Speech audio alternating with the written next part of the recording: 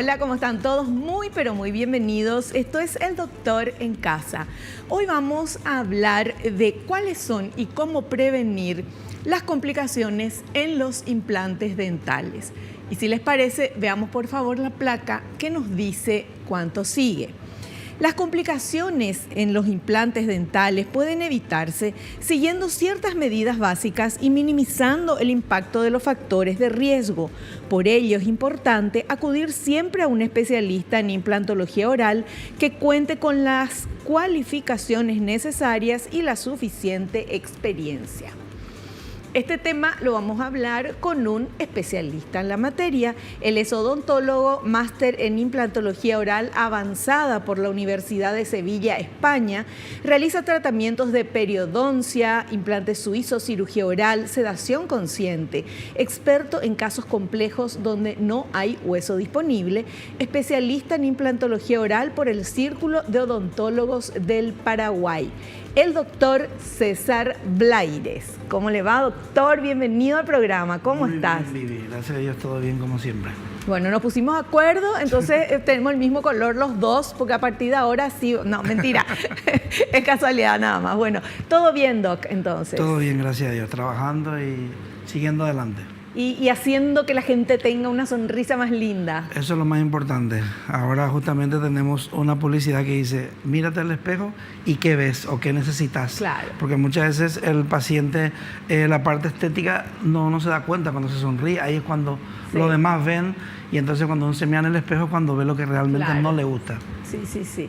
Bueno, así es. Y bueno, y vamos a hablar de todo eso, ¿verdad? Vamos a hablar de implantes dentales, pero también me gustaría hablar, doctor, con usted, que es experto en todo esto, ¿cómo tiene que ser el cuidado de la salud bucal para no llegar? Porque muchas veces, bueno, se necesitan implantes por A o B motivos, pero ¿hay manera de tratar de evitar eso? ¿O cómo podemos tener los dientes más fuertes, más sanos, más limpios? ¿Hay algunos tips que usted nos puede dar? ¿Cómo prevenir eso, o cómo evitar llegar hasta esa situación? Claro. Muchas veces el paciente no va a acudir al odontólogo por miedo, hay un porcentaje muy alto.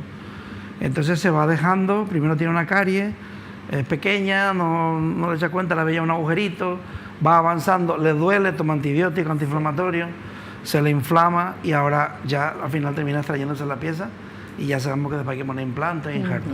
Bueno, lo principal es los hábitos en casa, son fundamentales. O sea, el cepillado 3 veces al día, desayuno, almuerzo y cena. Siempre primero empezamos con el hilo dental, después usamos el cepillo y si usamos un enjuague está bien, pero lo ideal sería comprarse un irrigador bucal, que es algo que tiene un coste entre 400 y 500 mil guaraníes, pero es una pieza fundamental para controlar, evitar el aumento del nivel de bacterias en la boca. Me va a decir después de dónde comprar, después en el corte, porque yo quiero comprar eso. Sí. Bueno. Entonces, eso es fundamental porque una vez que terminamos de cepillarnos, el enjuague hacía ese papel que era para reducir un poco el nivel, pero el irrigador, como va a presión con agua, que se puede poner también un enjuague, pero el costo sería muy alto, con agua se coloca y se pone en la encía. O sea, es parecido a la limpieza con ultrasonido que hacemos. No llega a ser una vibración, pero es bastante potente y la placa bacteriana que se puede acumular, que puede quedar entre la encía y el diente, la eliminamos totalmente. De hecho, muchas veces cuando pasamos el irrigador salen algunos restos de alimentos y dice, pero ¿de dónde si me cepillé y usé hilo, usé esto? Porque debajo de la encía, una prótesis, muchas veces no podemos pasar el hilo y en el medio se queda.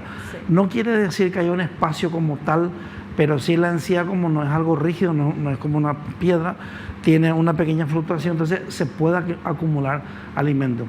Y a veces también la encía se retrae un poco entre la unión del diente y el implante y ahí puede formarse también la carie o la reabsorción del hueso y con el irrigador podemos controlar.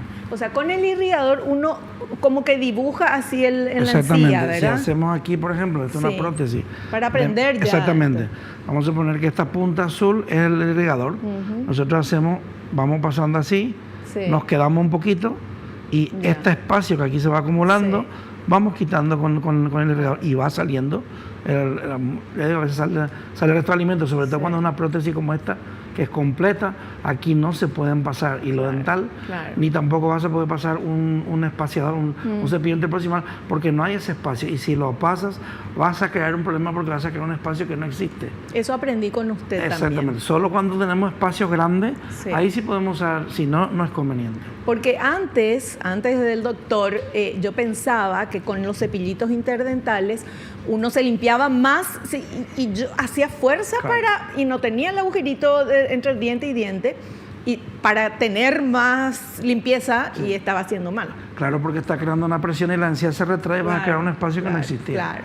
Bueno, y el irrigador también es interesante para la gente que usó frenillos y después se queda con el, ¿cómo se llama? ¿Es el contenedor? ¿Cómo se llama? Sí, el alambre que se pone por detrás, que también hoy en día, vamos a hablar de otro tema, pero también tengo un posgrado en ortodoncia, aunque no ejerzo hace muchos años. El usar el retenedor fijo que se usa en la parte posterior, ya sea superior o inferior, hay muchos estudios que demuestran que primero dificulta la higiene, después va a acumular sarro, puede producirse una gingivitis por el alambre que se coloca, aunque es muy fino, y hay que colocar un poco de composite, pero ocupa ese espacio. Entonces, en la zona del medio no se puede limpiar. Como lo ideal después del alambre es colocar un aparato transparente de mantenedor que le va a cubrir toda la boca, no tiene mucho sentido el alambre. Lo importante es que el aparato mantenedor se lo ponga al paciente todos los días. Entonces se quita el alambre. Ya no se usaría. Exactamente. Qué genial. Se usa solamente, entonces con eso la higiene es mejor también. Porque hay casuística de que siempre en esa zona o hay caries, o hay gingivitis, o hay sensibilidad porque acumula y retrae la encía. Y todo eso lo evitamos con el mantenedor transparente. Lo importante es usar eso. Claro. Perfecto. Bueno, hablé cualquier otro tema con el doctor antes y no el tema de implante, pero no importa. Ahora vamos al corte y a la vuelta ya nos metemos en este tema de cuáles son y cómo podemos prevenir las complicaciones con los implantes dentales.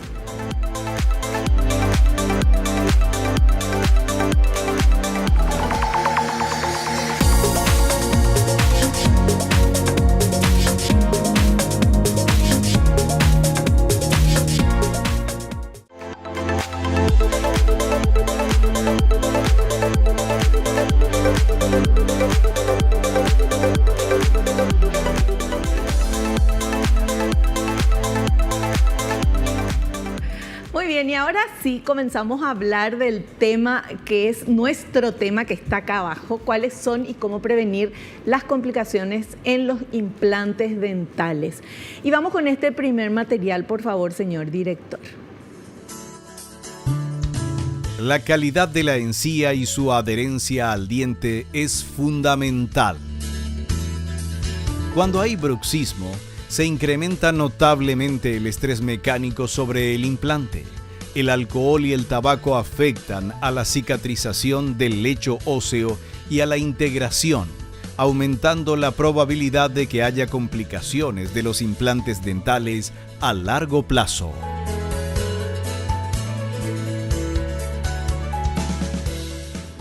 Así es, totalmente cierto todo lo que han dicho.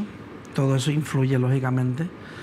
Y por eso lo que hablamos antes del irrigador y del cepillado, nosotros siempre cuando terminamos un caso con un paciente le damos la alta médica y ahí se le explica los cuidados que tiene que tener y si no sigue esas indicaciones, los problemas que puede tener. Y justamente el irrigador es fundamental. O sea, eso está demostrado ya. El cepillado, el hilo, el cepillado y el irrigador. Entonces, vamos a ir, por ejemplo, primero con la higiene. Si el paciente muchas veces pasa que ya se terminó el caso, pasó el periodo que el protocolo indica mínimo 2 meses, si el caso ha sido una rehabilitación, por ejemplo, si ponemos este caso de aquí, esta es una rehabilitación completa, metal resina, se le colocaron 8 implantes, este es un paciente que tenía periodontitis, tenía piorrea, hubo que extraerle todo, se le coloca, entonces si ven el ajuste es perfecto, pero no es la puerta a un submarino, no es impermeable, o sea, aquí se puede acumular, aunque el diseño está hecho, si se fijan hay una curvatura hacia adentro y no sobresale para que no se acumulen alimentos, pero así todo en el borde, justo en el borde siempre puede entrar algo. Se va a acumular.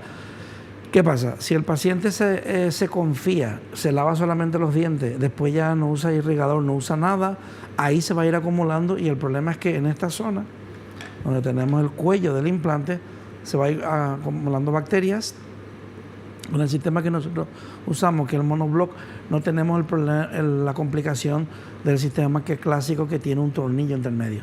Entonces es menos probable que se acumule, pero se puede acumular. Entonces, llevando ese control, el paciente puede garantizar que cada 6 meses, que es la revisión inicial, el primero, 6 meses, después otra vez los 6 meses, y a partir de una vez al año no va a tener complicaciones ninguna, o si encontramos algo va a ser mínimo y fácilmente subsanable. Pero si por el contrario él no sigue esas indicaciones, lógicamente al año o antes va a tener lo que se llama una mucositis, es decir, una inflamación de la encía, y le va a empezar a molestar, va a tener molestia al cepillarse. Hay gente que le sangra inclusive, entonces ya ha habido una acumulación de bacterias. O sea, ya pasó lo que es entre la prótesis y la encía, ya está llegando al implante. Entonces se podría haber subsanado de esa forma, llevando un control exhaustivo con la higiene. Claro. Bueno, vamos a seguir porque tenemos más materiales, pero quiero nada más resaltar la importancia de la higiene, porque no es, bueno, me pongo implante y no voy a tener caries porque es un implante, pero podés tener 1000 problemas. Ese es el problema que siempre me dice, bueno, como esto es un tornillo, está atornillado. Claro, ya no es piensa natural. que es la pared, ya, entonces eso ya yo me olvido, ¿no? Ahí tenés que cuidar como todo en esta vida. Lógicamente, si el implante, la prótesis es correcta, hubo una buena osteointegración y el paciente se cuida, lo más probable es que se muera con su implante. O sea, le van a durar toda la vida. Sí. Las revisiones son, como decimos, para ver que todo está bien y para si hay alguna complicación, se le hace una regeneración, se le pone un poco de hueso y el paciente se va a su casa. Este sistema que tenemos también, otra ventaja que tiene es que no hay que desatornillar la prótesis, ni hay que dejarle al paciente sin prótesis mientras se cicatriza la zona que le regeneramos. Entonces eso también es otra ventaja muy importante. Antes decían en la placa el bruxismo. El bruxismo es perjudicial para los dientes, para los implantes también, lógicamente. Entonces, un paciente bruxista, que ahora me doy cuenta que el 80% de la población en Paraguay son bruxistas. Me lo dijo el protésico con el que trabajamos, Cristóbal, cuando empezamos a trabajar, te vas a encontrar muchos casos y pensé que era exageración, pero no, es cierto, es muy alto el nivel. Entonces, eso hace también que se reabsorba más antes el hueso. La prótesis también se puede fracturar antes, o sea, si es por ejemplo metal cerámica, que sería este caso, estas zonas laterales, cuando hacemos lateralidad aquí en el colmillo, es más posible que se rompa si es bruxista. Si sin embargo usa una de resina, se desgasta y se adapta. Por eso muchas veces cuando el paciente me dice quiero de circonio y es bruxista, no, va a perder todo el implante por la sobrecarga. Entonces tenemos que ver el caso. Se le coloca siempre una placa de descarga. Nosotros ahora por sistema estamos empezando a trabajar casi al 100%, le estamos mandando una placa de descarga. Porque muchas veces no es bruxista, sino que es apretador nocturno o hasta hay apretador diurno que está trabajando y está así. Entonces esa sobrecarga también puede provocar. Yo soy apretadora nocturna. Exactamente. ¿No? Queda feo, pero es así. Claro, hay nocturno y diurno. Y claro, entonces se le coloca la placa, está trabajando y tiene la placa. Y me dicen, ese dolor de cabeza que tenía, ese dolor aquí, el ojo, el cuello se me quitó.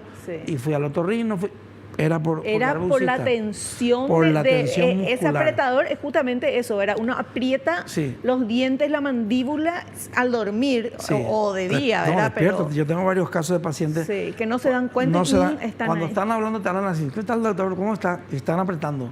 O sea, ya al hablar hacen esa... Es algo que no lo pueden controlar, lógicamente. Claro. Pero ya se le ve nada más en la primera consulta que el paciente ya aprieta y dice, no, yo no hago nada. ¿Cuándo? No sé qué. Y yo ya le estoy viendo que está hablando. Entonces, el problema es que separar el apretador de bruxista es lo que muchas veces no se hace el diagnóstico y el apretador pasa desapercibido. El apretador es el que, como solamente dice su nombre, aprieta. Y el bruxista es el que rechina. El que rechina. Aprieta, pero también rechina. Ese es peor todavía. Ese desgasta. Lo que pasa es que el que rechina hace movimiento lateral de la mandíbula y digamos que la articulación y la musculatura descansan más. El que aprieta no. Es una tensión constante. Y el que aprieta normalmente que suele tener más dolores de cabeza. En fin. ¿Hasta qué se trata eso? Hasta que se trata, lógicamente. Pero lo que pasa es que no te das cuenta porque estás durmiendo. Claro. ¿Verdad? La pareja a la que suele decir, sí, claro que hace, rechina mucho. Y hay pacientes dicen, no, es que yo tengo los dientes muy chicos. Los tiene desgastados porque soy bruxista. No es que tenga los dientes chicos. Se le ponen pequeños, claro. Y los dientes que son así medio, no lisos, sino así medio con cositas, eso es bruxista también. ¿cómo se que llama? tiene como unos picos, Eso, irregular. Eso, irregular. Puede ser que sea brucista, pero hay una situación cuando el paciente es brucista, pero no es siempre, puede tener una situación que se llama afracción. Se parte en una zona lejana del diente. O sea, nosotros brucistas apretamos aquí arriba. Sí. Pero hay dientes que reaccionan fracturándose el cuello. Y aquí no tanto. Entonces solamente los colmillos se ve un desgaste y aquí se le ve agujero en los cuellos y tiene caries. Eso es porque está apretando. No es brucista, pero apretado. Pero el cuerpo, como es una máquina perfecta, absorbe la carga y por una zona por lejana algún lado tiene sale. que salir. Exactamente. Claro. Exactamente, así es. Bueno. Ahora todo el mundo está pensando, ¿será que soy apretador nocturno, diurno o bruxista? Bueno, si tienen alguien que duerma con ustedes, le preguntan. Yo si no, no sé, se graban, qué sé yo, no sé cómo hacer. Lo que pasa es que tanto si es apretador o es bruxista, tiene síntomas, dolor de cabeza, le duele mucho la cabeza, de repente le duele aquí, no tanto la cabeza, sino en la zona del músculo temporal, le duele el oído también aquí abajo, que no tiene nada que ver con el oído.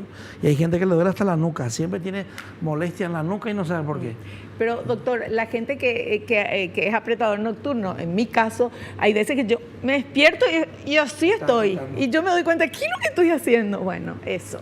Una placa de descarga. Ahí con está. Eso se soluciona todo. Ahí está, solucionado el problema. Vamos con el siguiente material que tenemos que habla, ¿qué pasa cuando uno tiene sinusitis? A ver. Sinusitis es la infección de los senos paranasales y, en el caso de las de origen dental, se desarrollan tiempo después de la intervención. El paciente tiene una sensación de opresión facial y cefalea del lado en que se colocó el implante dental. El tratamiento debe iniciarse de inmediato. De lo contrario, la infección puede diseminarse a la órbita ocular.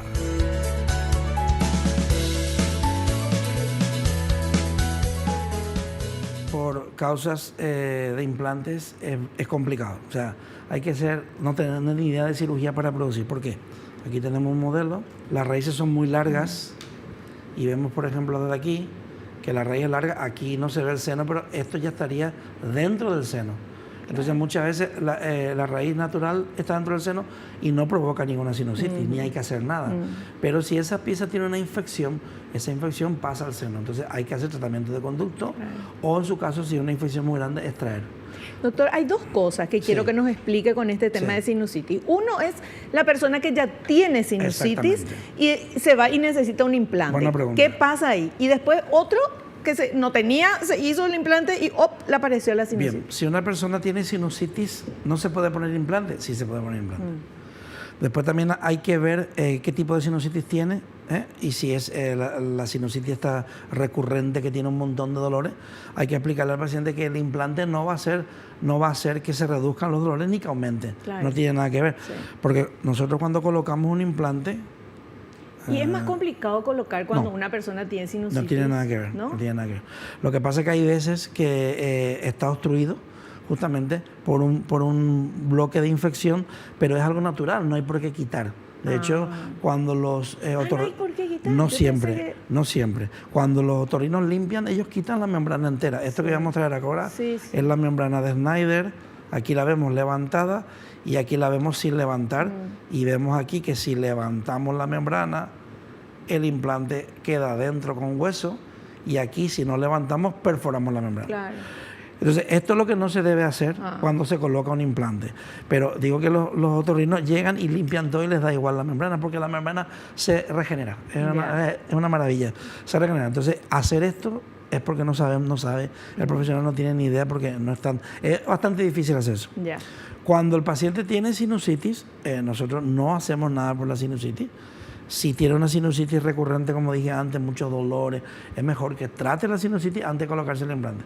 Pero cuando el paciente se le explique, siempre va a pensar que es por el implante. Claro. Y hasta el otorrino mismo puede pensar que es por el implante. Entonces lo mejor es que se trate si viene con dolores.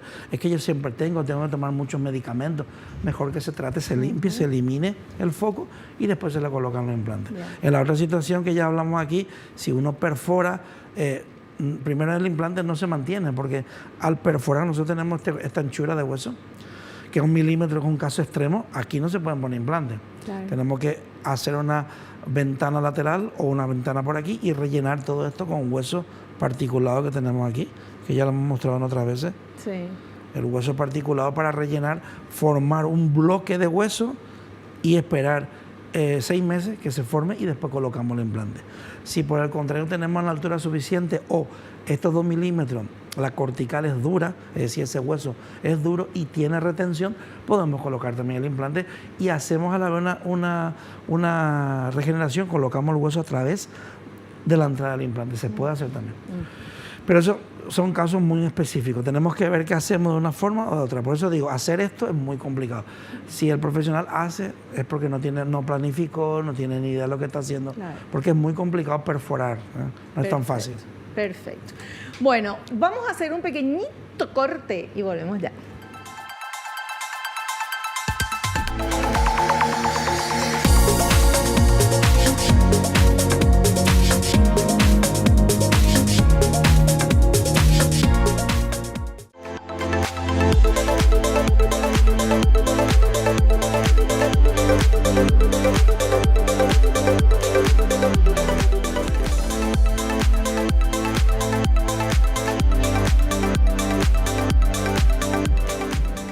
¿Cuáles son y cómo prevenir las complicaciones en los implantes dentales? Ese es nuestro tema de hoy. Estamos con el doctor César Blaires y nos está explicando paso a paso y punto por punto todas las complicaciones que se podrían tener y cómo podemos evitarlas. Y ahora tenemos otro material. Vamos a ver, por favor. Periimplantitis. Es la inflamación de los tejidos que rodean al implante y se acompaña de infección. Es multifactorial y consecuencia de la mala higiene, presencia de hábitos dañinos, patologías sistémicas o sobrecarga mecánica al masticar. Así es, todo lo que dijo es así, es cierto, influye todo. Sobre todo la periimplantitis, como hablamos al principio, suele ser falta de higiene, pero el factor del bruxista también hay que tenerlo en cuenta. La edad puede influir, pero una cuestión que siempre se habla, si yo me pongo el implante con 70 años, cuando cumpla 80 se me van a caer porque mi hueso se va a seguir resolviendo. No, donde está el implante se mantiene. Es cierto que con la edad el hueso puede ser más fino, ya no tanto más fino, la densidad ósea es la que cambia, o sea, puede pasar de un D2, que es ideal, a un D3, un D4 es como manteca, pero si está el implante no va a pasar, o sea, se mantiene. Entonces la periimplantitis multifactorial, la higiene hay que cuidar y muy importante, como siempre decimos, las revisiones para ver si hay una pérdida. Antes de la periimplantitis siempre va a pasar una cosa que se llama mucositis, que es inflamación de la encía. Ahí, por ejemplo, en la imagen hay como un palito que se ve, que eso se llama sondaje. Antes se hacía sistemáticamente el sondaje aunque el paciente no sintiera nada, y ahora hay estudios que demuestran que si no hay nada no hay que sondar porque podemos crear un espacio como los cepillos interproximales que no había. Entonces el sellado biológico lo eliminamos y creamos un camino que no existe. Lo de la antigua escuela, aunque yo también soy, no se quieren adaptar, pero yo sí me he adaptado porque es cierto que si no hay nada, mejor no tocar. Claro. Se ve en la revisión, se toma la radiografía de control y si no hay nada, no hay nada. Nosotros no tenemos por qué crear ese espacio. Y en la casuística que tenemos es cierto, si no hay espacio, mejor no tocar, y si hay espacio, solemos ver que después tiene un problema. O sea, nosotros podemos provocar también. Y esta periimplantitis, doctor, una persona se pone los implantes, no tiene nada, y después porque no se limpia bien, qué sé yo, o ve motivo, se le inflama y qué sé yo, y comienza la periimplantitis. ¿Cómo se cura eso? Bien, si es una mucositis es muy fácil, normalmente cambiando los hábitos, haciendo una limpieza, y nosotros también tenemos un aparato que hace una pulverización con bicarbonato, hacemos un curetaje que separa la encía, limpiar, y el bicarbonato entra, elimina las bacterias. Si no hay pérdida ósea, no se hace regeneración. Si solamente está inflamado, se hace esa higiene y es suficiente. Si por el contrario ya periimplantitis tenemos pérdida ósea, tenemos que hacer una incisión, abrir el hueso, llegar hasta la zona que está infectada, limpiar el implante. Antes se hacía una implantoplastia, es decir, la rosca del implante se pulía, porque la rosca tiene microporosidad. Claro. Y se dejaba lisa y se regeneraba. Ahora se ha demostrado que no hace falta. Simplemente se limpia bien con el ultrasonido tenemos también unos cepillitos especiales que son de titanio y que hacen que el titanio no se raye. Se limpia, pero no raya. Y entonces en Ocran Microporosidad limpiamos, ponemos hueso, suturamos y se acaba el problema. Y muchas veces ni siquiera hay que poner hueso, crece el hueso. Ya hay muchos estudios que cuando es 1,2 milímetros, el mismo cuerpo reacciona haciendo que crezca el hueso. Es muy importante el tipo de implante. Un implante que no tiene tornillo en el medio va a hacer que crezca. Y si tiene tornillo, puede que no haga. Perfecto, súper claro. Vamos con el siguiente material. La edad puede ser un factor de riesgo de complicaciones. En personas de edad avanzada, la densidad ósea del maxilar suele disminuir, lo que afecta a la estabilidad del implante a largo plazo. La presencia de enfermedades cardiovasculares, diabetes y osteoporosis empeora el pronóstico del procedimiento. O sea, a la hora de hacer, pero una vez que está integrado, no hay Claro. por qué. Entonces, nosotros siempre, muchos pacientes dicen, yo no me voy a poner nada porque ya me han dicho que tengo diabetes, no me lo puedo poner, porque no va a cicatrizar y se va a quedar abierto. O tengo problemas de corazón, tampoco. Se puede poner, da igual la patología que tenga, se puede poner. Solamente, como ya hablamos en otro programa, un paciente que tiene cáncer no se puede tratar, Claro. que tiene una enfermedad mental no se puede tratar. Pero después siempre hay soluciones. Tenemos, como dijo muy bien en la placa, la densidad disminuye. Eso es lo que dije antes, es la dureza del hueso, o sea, es más blando. Pero estos implantes, como digo, y los sistemas modernos consiguen que se arrastre el hueso y pasamos de una densidad 3 a una densidad 2, con lo cual... ¿Qué edad más o menos, doctor, es que ya esa densidad ya puede ser un problema? Sobre todo la mujer cuando le llega la menopausia. la menopausia. Por eso todas las mujeres no le mandan refuerzo de calcio. Claro. Unas sí, otras no, porque se ve la densidad. El hombre no suele tener casi problemas. Es más por el tema hormonal de la mujer. Y como digo, todos los casos no son iguales. A mí me llegan pacientes con su densitometría ósea y que le dijo el reumatólogo que no se puede poner implante, que se van a caer todos. No tiene nada que ver. O sea, eso no. Claro. Gracias a Dios, eso no es así. El consultar con el especialista es lo mejor. Perfecto. Bueno, y ahora tenemos otro material. Fractura del implante. Es una complicación muy poco frecuente y suele ocurrir por fatiga del material o como resultado de un traumatismo. Aparecen con más frecuencia en la zona posterior de las arcadas o en pacientes con bruxismo.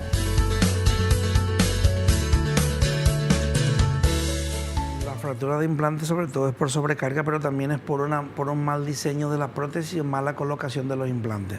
O sea, culpa del médico. También. ¿Por qué? Porque que se rompa un implante es muy, muy difícil. Si nosotros planificamos mal la prótesis, por ejemplo, en este caso tenemos aquí, serían 3 piezas, o sea, faltan 3 piezas. Tenemos 3, pero colocamos 2 implantes. Por increíble que parezca, si colocamos una pieza en el medio, van a fracasar los implantes por proximidad. Después, otra cosa. ¿Por qué? Porque están muy cerca y hay que dejar entre implante de 3 a 5 milímetros. Si ponemos muy próximo, se pierde hueso antes, por sobrecarga también. Esos son por eso muchas. No, yo creo que me ponga los 3, me han dicho que me faltan 3. Si te faltan 3, pero hay que poner 2 nomás. No hay que poner 3. 2 implantes, pero 3 dientitos 3 coronas, arriba. Claro, 3 coronas. 3 dientes. Ya. Pero 2 nomás. Ya. Esa es la diferencia. Entonces, aquí también otra cosa que puede ser, esto es también paralelo. Vamos a suponer que el implante está muy angulado y ahora tenemos que poner un pilar para corregir la angulación. Ahí también sobrecarga y el tornillo se va a aflojar o romper. Y hace muchas veces que el implante se abra como una espira, porque en algún lado tiene que fallar y ahí se parte. Estos implantes que nosotros usamos, los monoblock, no les pasa eso porque no hay unión. Entonces, es una sola pieza. A mí solamente en todos los años que llevo se me ha roto un implante de esto. ¿En cuántos años, doctor? 26 años poniendo implantes. Ajá. Y paciente bruxista. ¿Qué hicimos? ¿Cuál fue la solución? En vez de colocar un implante en una muela, le colocamos 2. Entonces aumentamos la carga, el soporte, perdón. Claro, el soporte. Porque era una sola pieza, tenía diente adyacente y sin embargo se le partió el implante. O sea, se le partió en esta zona que vemos en la imagen, si podemos ver. ¿Y cómo le pusiste aquí el otro implante si tenía dientes? ¿Le sacaste el diente y le pusiste el implante? No, le faltaba un diente, le colocamos el implante, colocamos un implante y partió el pilar, partió esta parte. Partió por aquí. No el implante en sí, sino el pilar. Entonces explantamos el implante y colocamos 2 implantes en la zona. En el mismo lugar, en vez de un implante, 2. Entonces hicimos como ve que ¿Y se puede poner en un solo lugar? ¿Ve que el almolar tiene 2 raíces? Sí. Pues eso hicimos, usamos 2 implantes más finos y los colocamos en la posición imitando la anatomía y con eso solucionamos el caso. Qué calidad, como diría el paraguayo. Qué genial. Sí, bueno, eso está en la bibliografía, que cuando pasa es por sobrecarga, hay que hacer esas soluciones muy buenas. Cuando se habla de sobrecarga, doctor, ¿puedes explicarnos un poco mejor? Sobrecarga es todo lo que no esté, digamos, planificado a la hora de colocar un implante o una rehabilitación. Por ejemplo, si usamos el típico All-on-4, que es de toda la vida que siempre mostramos, que son 4, y colocamos la arcada entera sobre 4, aquí va a haber una sobrecarga tarde o temprano. Porque todas las prótesis, pocos. Claro, son pocos implantes. Si por el contrario colocamos de 6 a 8 implantes, que es lo que nosotros hacemos, nunca va a haber sobrecarga. Claro. Están distribuidas las fuerzas, entonces no puede sobrecargarse, no se va a romper nunca un pilar. Es imposible. En el caso que hablamos antes era porque era un solo implante y un solo diente. Pero son casos de brucistas extremos, porque inclusive lo dejamos fuera de contacto y desgastó los dientes adyacentes hasta que llegó a la corona y ahí fue donde partió. Y se hace cuando se habla de sobrecarga y de carga, nosotros no tenemos idea no sé cómo se mide esa carga, ¿verdad? Tiene una medida, pero de la fuerza y de la carga que uno puede tener y hacer entre mandíbula y mandíbula con los dientes. Se mide en Newton. Eso. Se mide en Newton. Nosotros cuando colocamos un implante, lo ideal, y nosotros tenemos el motor siempre 50 Newton, que es lo máximo de torque, o sea, de apretamiento, de dureza que puede entrar. Es el tope. Nosotros intentamos que entre siempre en 50 Newton. Mínimo 40, 50 Newton. Para estar re seguro de que está. Sí, porque si entra en 30 no sirve. Ese implante va a fallar seguro.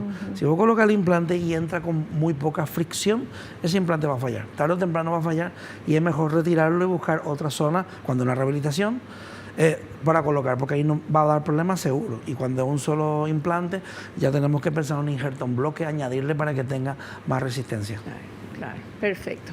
Bueno, hacemos otro corte, volvemos ya.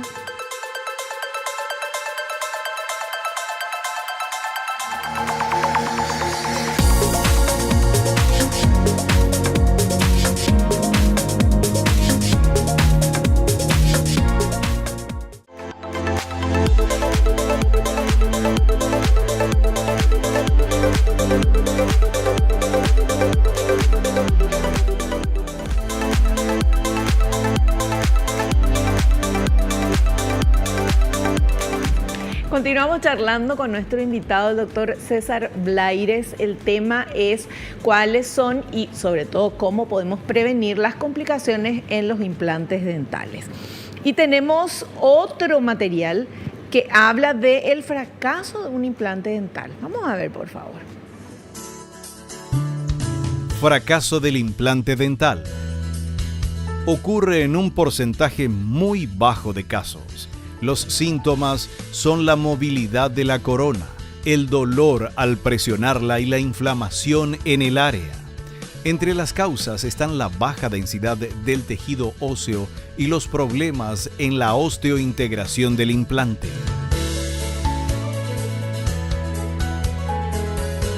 Es cierto que la baja calidad del tejido óseo, pero eso el implantólogo lo tiene que prever, para eso pedimos un TAC. Claro. Después muchas veces pedimos el TAC y cuando hacemos la cirugía vemos que realmente es que es más blando lo que pensamos. Como dije antes, entonces ahí no hay que poner el implante porque es que va a fallar. Claro. No tiene mucho sentido porque ya sabemos que va a fracasar y colocar el implante igual. Antes había una teoría que si el implante entraba al blandito, después el hueso se endurecía. Eso no existe. Si el implante no entra, como dije, en 40 newton, mejor no poner porque va a dar problemas. Los fallos en la osteointegración se pueden deber a diferentes factores.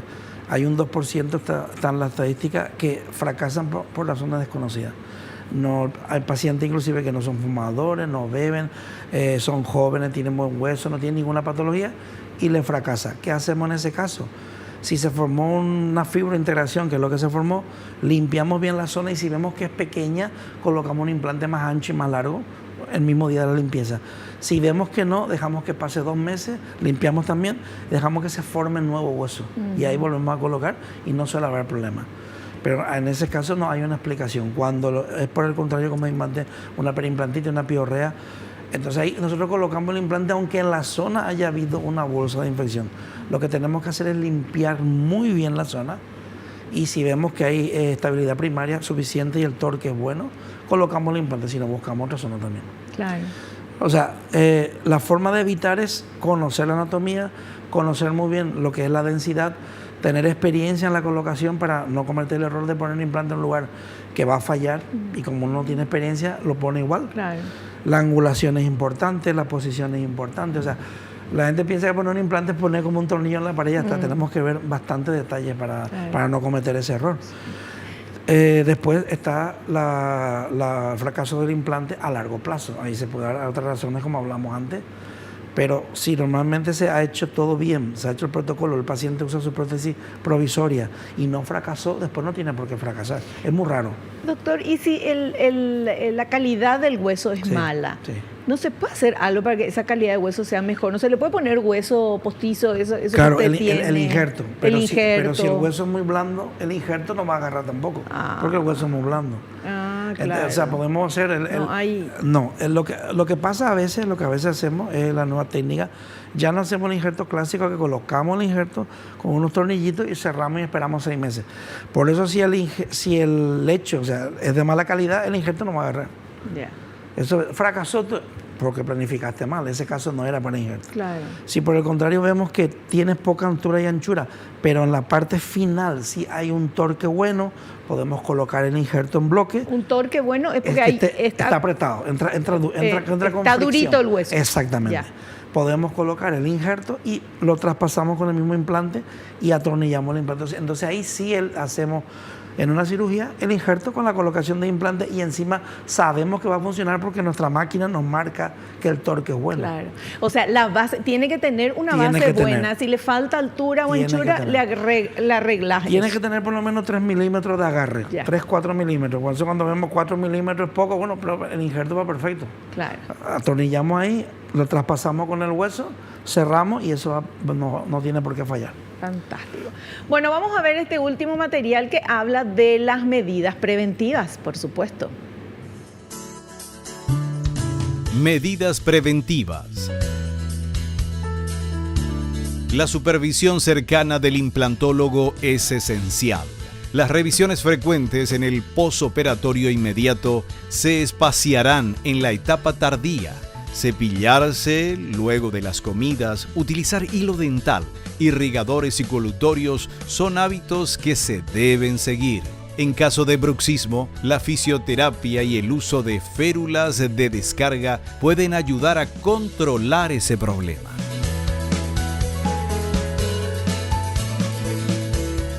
¿Cómo se debe de hacer? Hay que tener cepillado, hilo dental, si se puede usar, si no el irrigador, como dijimos antes. Y esas medidas son las que van a garantizar la durabilidad del implante y que no haya complicaciones y si hay que sean muy pequeñas. Otra forma no hay. O sea, hay que estar encima de los implantes. Claro. Como le digo al paciente. Primero, como de los dientes. Exactamente. Eso justamente en la hoja de alta pone que todo ese procedimiento de cuidado es imprescindible para la duración de implantes y dientes. Claro. Yo pongo ahí, si ahora ponemos. Claro. Y describimos el tratamiento que hicimos, todo. Porque muchas veces al paciente se le dice, el paciente dice, a mí no me dijiste nada, yo no sabía que tenía que venir. Le damos un documento, él se queda con una copia y yo con otra. Claro. Y ese mismo día ya le damos una cita dentro de 6 meses, que lógicamente se puede cambiar, pero ya le marcamos para controlar al paciente. Claro, para no olvidarse también. Se le va a olvidar a él y a nosotros también. Sí. Cuando ya le marcamos la cita de control, entonces el paciente se la avisa y puede hacer. Claro. Pero ya hay pacientes que no vienen. Es que estoy muy bien, ¿para qué voy a ir? Pues justamente para controlar. Claro. Y se le explica que se tiene que hacer una limpieza con pulverizador de bicarbonato a los 6 meses, lógicamente El paciente tiene que asumir eso, pero se lo tiene que hacer porque el primer año es muy importante para que no se pierda nada de hueso. Si el primer año se tiene un control, normalmente no se pierden los implantes. Claro. Bueno, y todas estas medidas de limpieza, después las comidas, hilo dental, el irrigador, ese que es fantástico, todavía no tengo, pero lo voy a tener. Eso hace que vos cuides tus dientes, tu dentadura, sí, tu boca, tus dientes y tus implantes. Sí, porque tanto para los dientes naturales como los implantes, el problema son las bacterias. El problema es el mismo. Entonces, en la saliva tenemos bacterias nocivas y bacterias beneficiosas, pero si se sube ese nivel de bacterias perjudiciales es lo que tenemos infecciones, claro, la encía, las caries, sí, en fin. Y en este caso, el nivel de bacterias, sobre todo que no pase lo que es la encía entre la corona o la prótesis que tenga la encía y llega al cuello del implante. Entonces, con eso evitamos. Como digo antes, digo siempre, estos implantes que usamos evitan esa zona donde se puede acumular bacterias porque no hay un microespacio, porque no hay tornillo. Entonces, con eso, claro, este implante garantiza que perimplantitis por la prótesis en sí no podés tener. Podés tener por falta de higiene. Claro. Bueno, más claro, imposible. Vamos a hacer un corte y volvemos ya.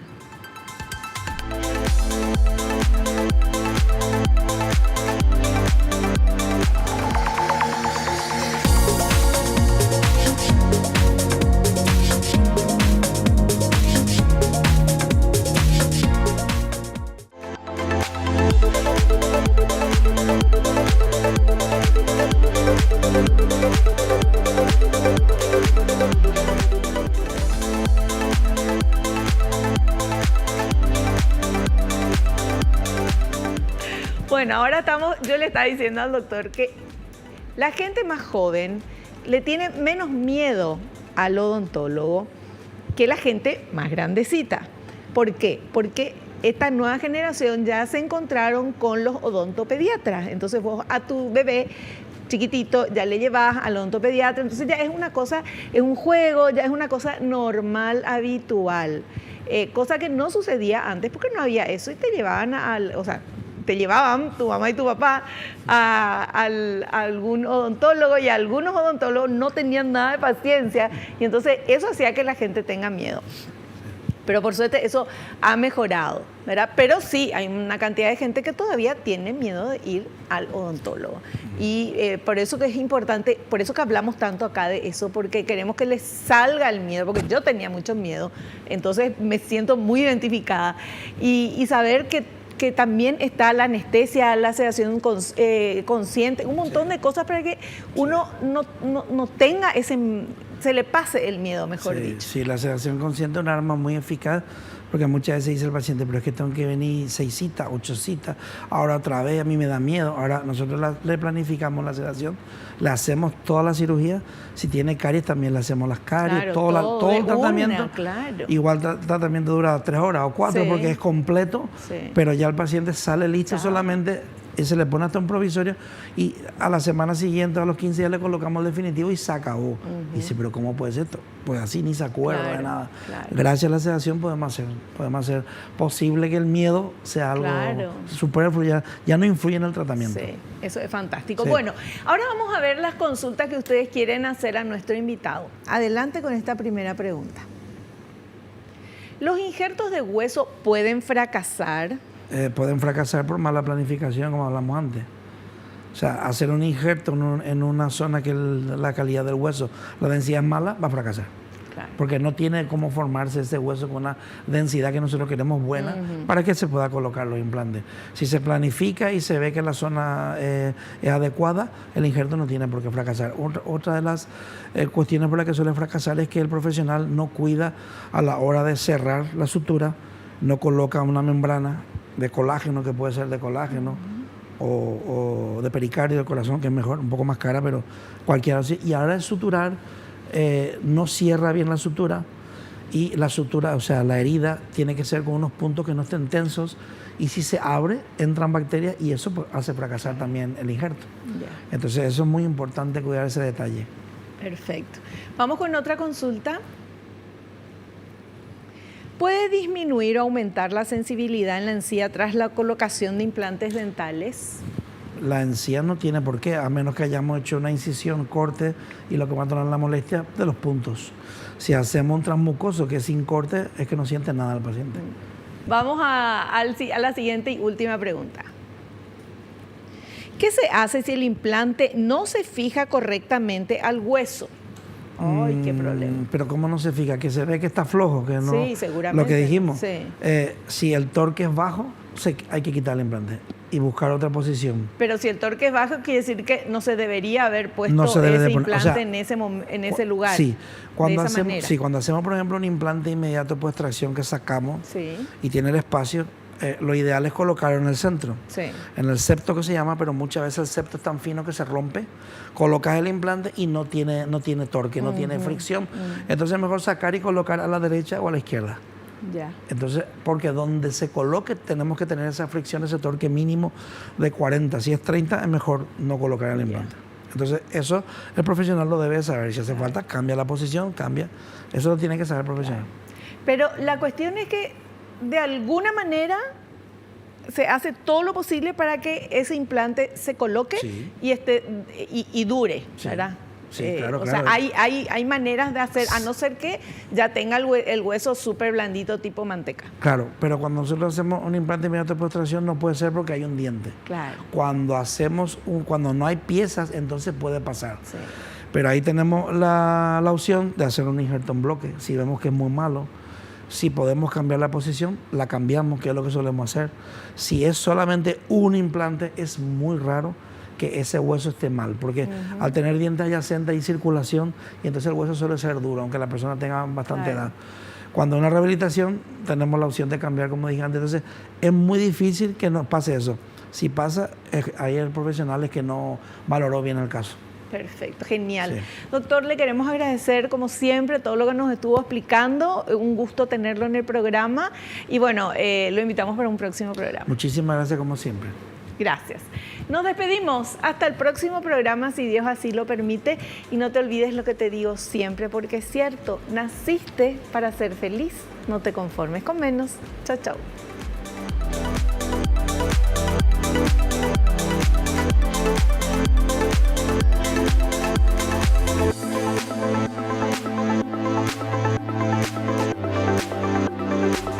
La revista El Doctor en Casa presentó su programa El Doctor en Casa TV.